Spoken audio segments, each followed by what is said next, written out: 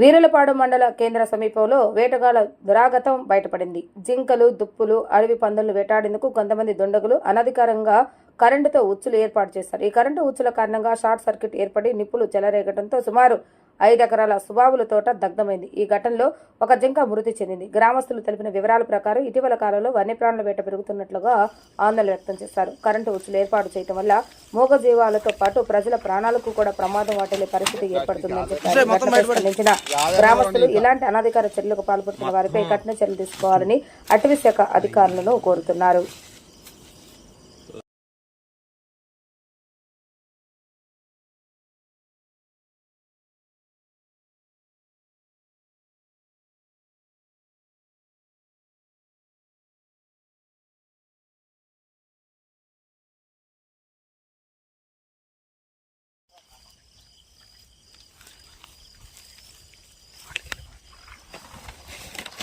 plastic మొత్తం బయటపడి ఆదరణ కూడా ఇంకా మొత్తం ఉచ్చులు